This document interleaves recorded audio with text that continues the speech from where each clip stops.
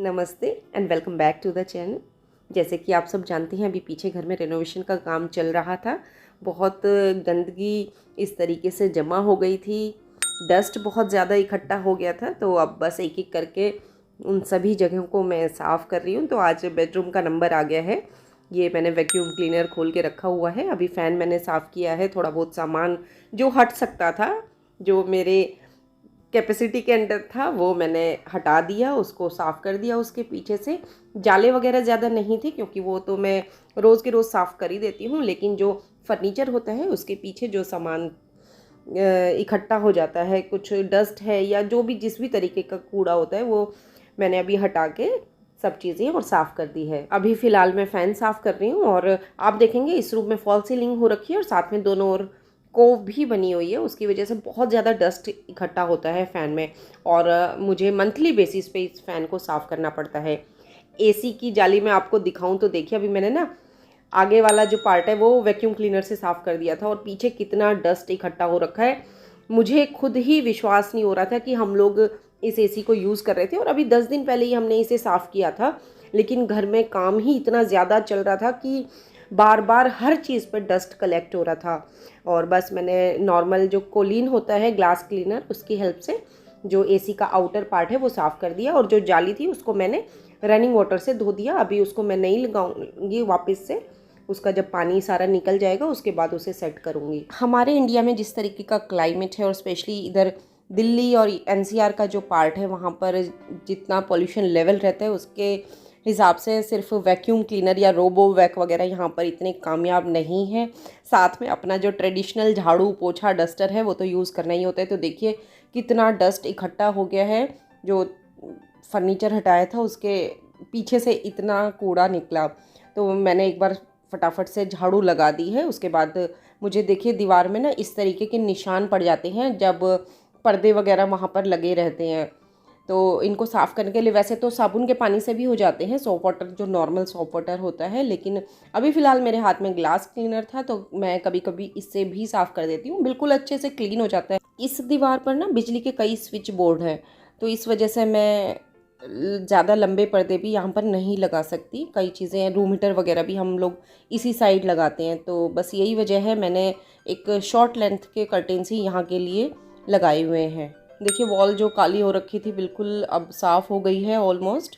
और ना ये छोटी छोटी चीज़ें हैं जो हम लोग मिडिल क्लास लोग कह सकते हैं अपने घरों को मेंटेन रखने के लिए करते हैं। देखिए हम लोग अपने घरों को तिनका तिनका जोड़कर बनाते हैं और उसके बाद ना उसको हर एक चीज़ को, मैं सिर्फ घरों की बात नहीं कर रही, घर है उससे जुड़ी जो भी चीज़ें हैं, फर्नीचर है, तो हम लोगों की ना यही कोशिश रहती है कि जितना लंबा उन चीज़ों को हम यूज़ कर सकें, जितने ज़्यादा से ज़्यादा समय तक हम उन चीज़ों को चला सकें, तो हम लोगों की यही कोशिश रहती है। इस बेडरूम के अंदर मैंने बहुत ज़्यादा बहुत ज़्यादा डेकोरेशन नहीं की हुई है। कुछ बस इस तरीके की पेंटिंग्स और मेरी ये शादी की फ़ोटोग्राफ है वही लगाई हुई है। ये वाली जो पेंटिंग अभी फ़िलहाल मैं साफ़ कर रही हूँ, वैसे इसकी ये जो सिचुएशन है ये थोड़ी सी ऑकवर्ड लगेगी, अलमारी के ऊपर है। लेकिन पहले यहाँ पे अलमारी नहीं हुआ करती थी, तो नीचे ना मैंने सिटिंग स्पेस बनाया हुआ था यहाँ पर बैठने का। लेकिन अब कुछ सालों से यहाँ पे अलमारी आ गई है, तो वो पेंटिंग अभी तक एज इट इज़ लगी ही हुई है। तो बस ये एक मेरी कबर्ड है, वार्डरोब कह सकते हैं, जिसमें मेरे सारे कपड़े हैं डेली वियर के, तो वो इसमें मैं रखती हूँ। तो इसको भी इसी ग्लास क्लीनर की हेल्प से ही मैंने साफ़ कर दिया और एकदम चमक गई शीशे की तरह ये भी। हाँ, लेकिन जो नॉर्मल पॉलिश वाला फर्नीचर होता है या फिर दरवाजे वगैरह होते हैं ना, वो कभी भी मैं इस क्लीनर से साफ़ नहीं करती हूँ। हाँ, लेकिन जो लैमिनेटेड फर्नीचर है या फिर माइका वगैरह होती है वो इससे आसानी से साफ़ हो जाती है। तो बस अब इन जो जाली मैंने इसी की निकाली थी, धोई थी, इनका पानी बिल्कुल अच्छे से निकल गया है, सूख गई हैं, तो इनको मैंने वापस से लगा दिया। और ना मुझे अच्छा लगता है इन छोटी छोटी जो घर के काम हैं इन्हें खुद से करना, इंडिपेंडेंट होना इन सब चीज़ों के लिए। हर एक चीज़ के लिए ज़रूरी नहीं है कि हम घर के बाकी जो मेंबर्स हैं उनको ही परेशान करें। जो काम हमारे कंट्रोल में है हम कर सकते हैं। तो मेरी कोशिश ये रहती है कि उन चीज़ों को मैं खुद ही समेट लूँ, क्योंकि उनको वैसे ही ऑलरेडी दुनिया भर के काम होते हैं करने के लिए। जैसे बच्चे हैं उनके पास पढ़ाई का बहुत काम होता है, बहुत बर्डन है आजकल तो बहुत ज़्यादा, क्योंकि एग्ज़ाम डेज चल रहे हैं। और रविंदर जी हैं वो बाहर का इतना ज़्यादा काम संभाल लेते हैं, और अभी रेनोवेशन के टाइम तो मार्केट के चक्कर लगना बार बार, और अपना उनका जो काम है वो तो है ही। तो फ़िलहाल जो बेड है इसको भी मैंने इसी से साफ़ कर दिया। यहाँ पे क्या है, जैसे बैठते हैं हम लोग तो जैसे सर टच होता है ना, तो ऑयल वगैरह अगर लगा रखा हो तो अजीब सा वहाँ से ना चिकट चिकट सा हो जाता है, जो पीछे का हेड बोर्ड है बेड का। तो बस उसको साफ़ कर दिया, इससे नॉर्मल पानी से वो साफ़ नहीं होता है। और ना एक और बात बताती हूँ, हमारे जैसे जो घर होते हैं उनमें ना ये नहीं है कि डेडिकेटेड एक बच्चों का अलग बेडरूम है, पेरेंट्स का बिल्कुल अलग सेपरेट बेडरूम है। हम लोगों के ना कॉमन रूम्स होती हैं, मतलब बच्चे भी मेरे ना इस बेडरूम में, चाहे मैं सोती हूँ लेकिन मेरे बच्चे भी बहुत कंफर्टेबल फील करते हैं। दिन भर वो जैसे जब भी फ्री होते हैं यहीं पर आकर बैठते हैं, यहीं पर टीवी देखते हैं, हमारे साथ ही टाइम स्पेंड करते हैं। और अभी जो लॉकडाउन वाला पीरियड गया था ना, तो पता नहीं कितनी वेब सीरीज़, कितनी फिल्में हमने यहीं पर चारों लोगों ने बैठकर देखी है, इसी बेड पर, इसी रूम में। तो इस तरीके से ना जो रूम्स होते हैं उनको हम ये नहीं कह सकते कि हाँ बच्चों का बिल्कुल सेपरेट बेडरूम है तो वो सारा दिन अपने ही रूम में स्पेंड करेंगे या अपने ही रूम में अपने सारे काम करेंगे। अपना ड्रेसिंग टेबल और मेकअप वैनिटी मैंने इधर ही बिल्कुल अपनी वार्डरोब के साथ साथ में रखी हुई है, और इसमें बहुत सामान आ जाता है। मैं दिखा चुकी हूँ वीडियो पहले इसके ऊपर भी बना के, किस तरीके से मैंने इसमें अपने मेकअप का जो भी सामान है उसको स्टोर करके रखा हुआ है, ऑर्गेनाइज करके रखा हुआ है। फ़िलहाल जो मेरा ड्रेसिंग टेबल है, ये मेरा शादी वाला ड्रेसिंग टेबल है। आप देखेंगे बिल्कुल पुराने स्टाइल का है, और उस टाइम पर इसी तरीके का फर्नीचर चला करता था, और आज भी बिल्कुल बहुत अच्छी कंडीशन में है। इनफैक्ट आपको एक बात बताऊं तो जो इसके बाद मैंने कुछ मिरर्स अपने घर में लगाए थे ना, वो बल्कि उसके जो मिरर्स हैं वो ख़राब हो गए हैं, हल्के हल्के उसमें ना थोड़े थोड़े काले निशान से आ गए हैं। लेकिन इस ड्रेसिंग टेबल का जो शीशा आप देखेंगे बिल्कुल आज भी उतना ही चमचमाता है। और किसी भी शीशे को साफ़ करने के लिए पहले मैं उस पर गीले कपड़े से उसे साफ़ करती हूँ अच्छे से, और उसके बाद कोलिन और न्यूज़पेपर की हेल्प से उसको साफ़ करती हूँ, और बिल्कुल वो चमक जाता है। एक ये वाला शीशा भी है हमारे बेडरूम के अंदर, लेकिन ये बेड के सामने नहीं है, थोड़ा साइड में है। एक बार पहले मैंने जब एक वीडियो शेयर किया था, इसके अंदर मैं अपनी आर्टिफिशियल ज्वेलरी वगैरह रखती हूँ, तो तब आप लोगों ने बोला था कि बेड के सामने शीशा नहीं होना चाहिए। तो ये बेड के सामने नहीं है, ये थोड़ा सा साइड में है, बेड के फेसिंग भी नहीं है, एक साइड की ओर ये पड़ जाता है।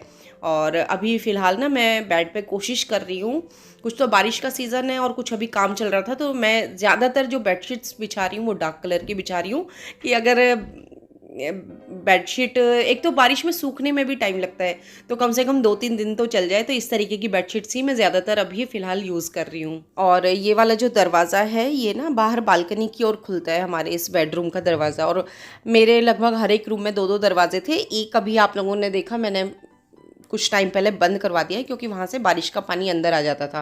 तो यहाँ पे देखेंगे मैंने ना प्लास्टिक की चेयर ही इसीलिए रखी हुई है क्योंकि यहाँ भी बालकनी है, बाहर वॉशिंग मशीन मेरी रखी हुई है, नल भी लगा हुआ है, तो यहाँ थोड़ा सा पानी का काम रहता है। तो मैं पहले सोच रही थी यहाँ पे ना बीन बैग वगैरह टाइप कुछ डाल दूँ या फिर कोई मूढ़ा वगैरह रख दूँ, लेकिन यहाँ पे वो चीज़ कामयाब नहीं है। और ना दूसरे को क्या देखना, अपना घर देखना है हमें। अपने घर में किस चीज़ की सहूलियत ज़्यादा है तो उसके हिसाब से ही मैं अपने घर में सामान रखती हूँ। तो यहाँ पर प्लास्टिक की चेयर ही कामयाब है, कुछ और फैंसी चीज़ मैं यहाँ नहीं रख सकती। और ये प्लास्टिक की चेयर ऑलरेडी हमारे घर में थी, तो मैंने वो यहाँ पे रख दी है, स्पेशली कोई ख़रीदी नहीं थी कि इस तरीके की प्लास्टिक की चेयर ख़रीद के मैं अपने रूम में रखूँ। तो उसके बाद अभी यहाँ पर झाड़ू के बाद मैंने यहाँ पे बाकी जो थोड़ी बहुत क्लीनिंग करनी थी वो करके अब पोछा लगा दिया है। अब बस इस रूम के ना जब पेंट हुआ था, एनिमल पेंट मैंने कराया था, आपको बताया, सफ़ेदी नहीं कराई थी, सिर्फ पेंट कराया था दरवाजे खिड़कियों पे। तो उसी टाइम पर ही मैंने इसके जो पर्दे निकाल के और धो दिए थे, और बस अब वो भी लगा दिए हैं क्योंकि ऑलरेडी सूखे हुए थे वो। और अब देखिए कमरा कैसे एकदम चमचमाने लगा है, और ना बहुत अच्छा लगता है, बहुत पॉजिटिव वाइब्स आती हैं इस तरीके से ना जब डीप क्लीनिंग करते हैं। देखिए रोज़ की क्लीनिंग तो हम लोग करते ही हैं वो तो, लेकिन जब इस तरीके से डीप क्लीनिंग हो जाती है ना, और देखिए 3 घंटे हो गए हैं मुझे इस रूम में लगे क्योंकि बहुत सारी चीज़ें थी वो हटाई हैं यहाँ से, उनको धोआ है, और अभी जमाऊंगी उनको वापस से धीरे धीरे। लेकिन अब तो भाई डिनर का टाइम हो गया है, मुझे खाना बनाना है। और यहाँ पे टीवी वगैरह सब मैंने साफ़ कर दिया है। एक इस तरीके की बहुत बड़ी अलमारी यहाँ पे भी मैंने बनवाई हुई है, और देखिए कितनी सारी ड्रॉर्स है। मुझे याद है जब मैंने इस रूम में वुडन वर्क कराया था ना, तो कारपेंटर ऑलमोस्ट रो पड़ा था कि इतनी सारी ड्रॉर्स क्यों बना रहे हैं, क्योंकि उनका टाइम ज़्यादा लग जाता है ड्रॉर्स बनाने में। उसने बोला था इतनी ड्रॉर्स तो हॉस्टल में भी नहीं होती, लेकिन मुझे पता था कि शेल्फ से ज़्यादा मेरे ड्रॉर्स ही काम आने वाली है। और देखिए मेकअप वैनिटी पे भी मैंने ना अब बस आधा सामान बचा है। यहाँ पे जो चीज़ें मैं रोज़ यूज़ नहीं करती उनको मैंने अंदर रख दिया है। ड्रॉर के अंदर, और कुछ चीज़ें मैंने निकाल भी दी है, किसी को डोनेट कर देंगे। बहुत सारी लिपस्टिक के ऐसे शेड्स थे मैं यूज़ नहीं करती थी, बहुत सारी क्रीम्स थी, फाउंडेशंस वगैरह सब मैंने निकाल दिए हैं। वो कोई और यूज़ कर लेगा, किसी के काम आ जाएंगे, मेरे पास रखे रखे वो एक्सपायरी हो जाते। सिर्फ एक कमरे की सफाई करने में मुझे लगभग 3 घंटे लग गए। 4 बजे शुरू किया था और लगभग 7 बज गए। उसके बाद डिनर वगैरह मैंने बनाया, और अभी क्या है, रोज हमारे दिन इसी तरीके से बीत रहे हैं। कभी किसी कोने को पकड़ लेते हैं, कभी किसी कोने को, और वहां की सफाइयां करनी पड़ती है। फिलहाल मैं आ गई हूँ ऊपर वाले रूम में। यहाँ साथ में मेरे सीढ़ियां हैं, और पीछे देखेंगे 2 अलमारियां हैं। इनका लुक बिल्कुल चेंज कर चुकी हूँ मैं। पहले ब्राउन फिनिश में थी, वुडन फिनिश में थी, ब्राउन कलर की थी। एक पुरानी है मेरी शादी वाली अलमारी, ये थी बड़े वाली, और छोटे वाली हम लोगों ने बाद में परचेज की थी। मैं एक बार आप लोगों को दिखाती हूँ। उससे पहले मैं बता दूं, दोनों अलमारी है ब्राउन कलर की थी, वुडन जैसे कहते हैं ना गोदरेज की अलमारी, तो बिल्कुल वो टिपिकल गोदरेज की अलमारी थी, ब्राउन कलर की वुडन फिनिश में। दोनों ही मैंने इस पे किया है व्हाइट कलर, दोनों के ऊपर एनिमल पेंट ही कर दिया। कहीं कहीं पे पुराना जो पेंट था वो उतरा हुआ था, वहां पर पुट्टी लगा के फिर उसको फिनिशिंग देनी पड़ी। उसके बाद 2-2 कोट दोनों अलमीराज पे करने पड़े। अभी फिलहाल बहुत अच्छी लग रही है, अंदर और बाहर दोनों जगह ही पेंट किया है। एक बार मैं दिखाती हूँ आप लोगों को खोल के। सबसे पहले ये है बड़ी वाली अलमारी। अभी फिलहाल कुछ इस तरीके से इसमें सामान अरेंज किया हुआ है। पहले ऊपर से शुरू करते हैं। ये सबसे ऊपर जो लॉकर होता था, इसमें ये देखिए थोड़ा ना पेंट से टाइट हो गया है। हाँ, इसमें ना मैंने एक्स्ट्रा बैग्स रखे हुए हैं स्टोरेज के लिए, जो भी एक्स्ट्रा बैग्स होते हैं। और इधर की ओर देखेंगे ये ब्लाउज पीस हैं कुछ जो मुझे ऑल्टर करने हैं, वो रखे हुए हैं। बाकी ये सारे के सारे बैग्स हैं स्टोरेज के लिए। उसके बाद यहाँ पे है मेरे पीलिया और चुंदरी वगैरह जो हमारे यहाँ पर चलती है किसी भी शुभ मौके पर पहनने के लिए। इधर मैंने सारे जो पेटीकोट हैं वो लगाए हुए हैं इस तरीके से एक ही कलर के बैग्स में। और यहाँ पर हैं ब्लाउज जो थोड़े से मतलब मीडियम किसी ओकेज़न पे पहनने के हैं, बहुत हैवी भी नहीं है और बहुत लाइट भी नहीं है। इस तरीके के साड़ीज़ वैसे मैं ऑलरेडी बहुत कम पहनती हूँ, और यहाँ पे जो साड़ीज़ मैंने रखी हुई हैं वही, क्योंकि घर पे तो बिल्कुल डाली ही नहीं जाती हैं, तो जो हल्की हल्की कह सकते हैं लाइट वियर साड़ीज़ होती है ना, वो मैंने यहाँ पे सारी स्टोर की हुई हैं। यहाँ पे मेरा पीछे मेकअप बैग है, और इस तरीके से ये एक पर्स मुझे गिफ्ट में मिला था बर्थडे पे, वो मैंने यहीं पे रख दिया है। और यहाँ पे अभी फ़िलहाल कुछ बैग्स मैंने टांगे हुए हैं, और उसके अलावा यहाँ पे सारे के सारे मेरे ब्लाउजेज़ हैं, वो मैंने इस तरीके से स्टोर करके रखे हुए हैं अलग अलग बैग्स में। इसकी भी मैंने ना कैटेगरी बनाई हुई है, जो बहुत हैवी है वो मैंने यहाँ पे डाले हुए हैं, फिर उससे सेकेंड नंबर पर जो हैवी है वो इसमें है, फिर इस तरीके से अलग अलग कैटेगरीज बनाई हुई हैं। और जैसे पैडिंग वाले जो होते हैं उनको मैंने अलग से रखा हुआ है, क्योंकि उनकी शेप ख़राब हो जाती है। इसी तरीके से नीचे हैं ये मेरी थोड़ी हैवी साड़ीज़ हैं। उसके बाद यहाँ पे ये देखेंगे ये मेरा शादी का लहंगा है, और बहुत हैवी जो ब्राइडल साड़ीज़ होती हैं वो इसमें है, जो बिल्कुल आजकल पहनी नहीं जाती। तो इस तरीके से ही मैंने साड़ीज़ को अरेंज किया हुआ है। कुछ कॉटन की साड़ीज़ हैं जो वो सब मैंने यहाँ पर रखी हुई हैं। ये छोटे वाली अलमीरा, और इसमें ना महक के कपड़े मैंने रखे हुए हैं इस तरीके से, उसके लहंगे लाचे वगैरह हैं ये इस बैग्स में। इसमें उसके वुलन्स हैं, और यहाँ इसमें भी उसके लहंगे वगैरह ही हैं, या कुछ वुलन्स भी हैं तो वो ऐसे ही हैं जो थोड़े हैवी में हैं, पार्टी वियर हैं, तो वो वाले मैंने कपड़े इसके यहाँ पे रखे हुए हैं। नीचे जो ये वाला बैग है ये जीन्स से सीला हुआ है, पुरानी जीन्स से सील रखा है, तो इसमें यश के वुलन कपड़े रखे हुए हैं। कुछ यहाँ पे गिफ्ट आइटम्स वगैरह हैं, ऐसे ही मतलब ना रैंडम सामान रखा हुआ है। कुछ यहाँ पे कैजुअल बैग्स वगैरह हैं, जैसे महक को कहीं बाहर जाना है तो उस हिसाब के बैग्स हैं। और ये यहाँ पे मैंने इस तरीके से जैसे ब्याह शादी वगैरह के टाइम पे जो पहनते हैं ना पगड़ी, तो वो यहाँ पे लगा के रखी हुई है। तो ज़्यादा सामान नहीं है, मतलब सामान बहुत था, लेकिन क्या हुआ अभी जिस टाइम पे जैसे काम वाम चला ना, सफाई हुई, तो मुझे लग रहा था जो चीज़ें, जो कपड़े, जो भी सामान था, जो बैग्स थे, मैंने ज़्यादातर सच बताऊँ आपको मैंने डोनेट ही कर दिया है कि किसी के काम तो आए। मेरी अलमारी में वो लगभग 2-2, 3-3, 4-4 साल से रखा हुआ है, किसी काम का नहीं है।